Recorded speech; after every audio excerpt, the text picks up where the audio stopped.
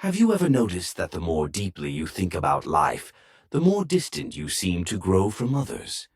Maybe you found yourself unable to enjoy small talk, craving real conversation.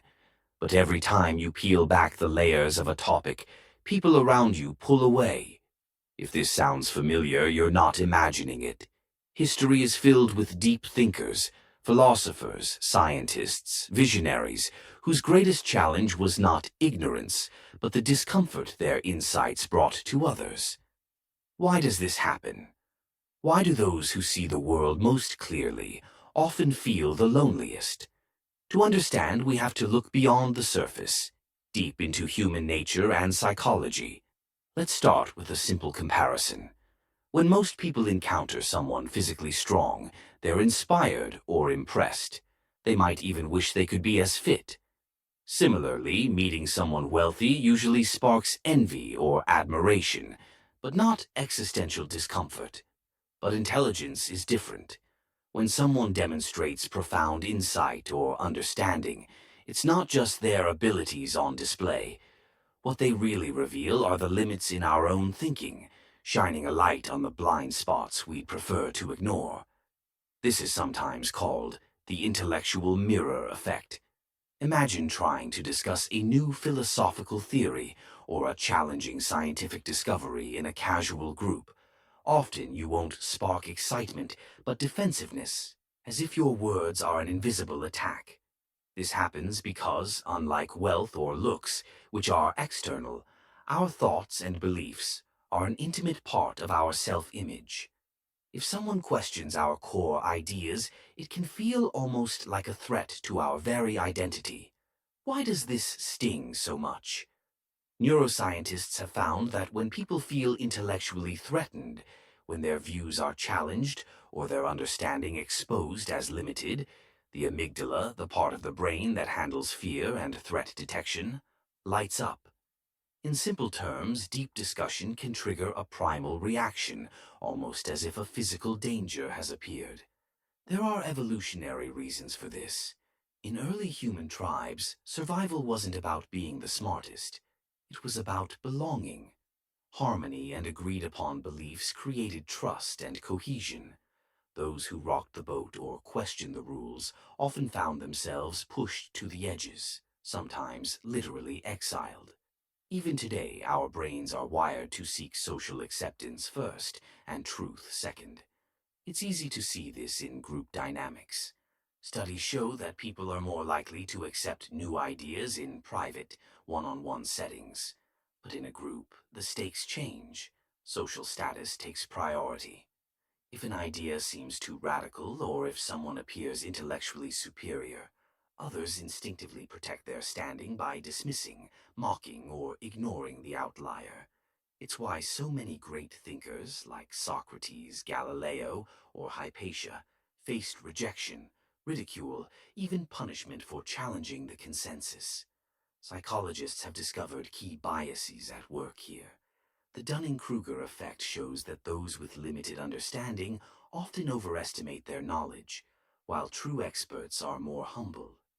The status quo bias means that humans prefer familiar ideas, even if they're outdated or wrong. And the backfire effect means that, when confronted with evidence against our beliefs, we're more likely to double down than change our minds. In the digital age, these patterns are amplified. On social media, content that grabs attention, catchy phrases, emotional stories, even misinformation, spreads like wildfire. Complex, nuanced ideas rarely go viral because they require effort and openness people aren't always willing to give. Algorithms reward engagement, not depth, pushing deep thinkers further to the margins. Throughout history, many philosophical minds have recognized this struggle. Think of Arthur Schopenhauer, who argued that intelligence is less a blessing than a burden. He believed that as people become more aware, they see not only deeper truths, but also the illusions and self-deceptions that glue society together. This awareness, he warned, can make happiness elusive, as everyday pleasures lose their charm and social games feel hollow. So what can deep thinkers do? Paradoxically, the answer may be to embrace what sets them apart.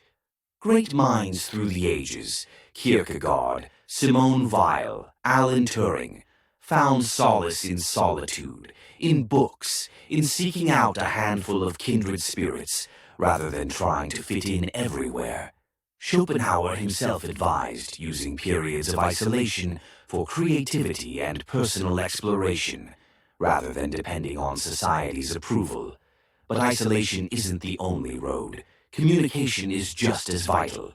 The key for philosophers and deep thinkers is to translate complexity into clarity, to meet others where they are and guide them gently deeper. Albert Einstein famously said, "If you can't explain it simply, you don't understand it well enough." Making deep or challenging ideas accessible doesn't dilute them. It opens up space for real dialogue. There's a silver lining to all this. Every advance in philosophy, science, and even social justice has come from those willing to ask uncomfortable questions. Without them, society would stay stagnant.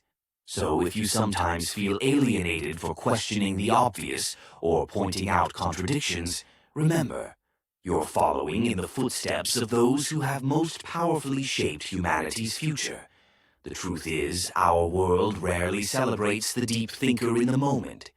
Their value is often only recognized after the fact, when their insights have already begun to change our lives. If you've ever felt out of step, take heart.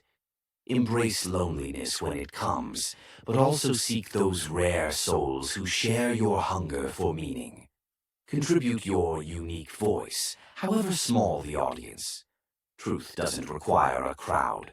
Now, I'd love to hear your stories. Have you struggled to share big ideas? Felt alone for thinking differently? Drop your experiences in the comments, and if you're passionate about philosophy, subscribe for more journeys into questions that matter. You might feel like an outsider, but you're never alone. After all, it's deep thinkers that move the world forward, one idea at a time.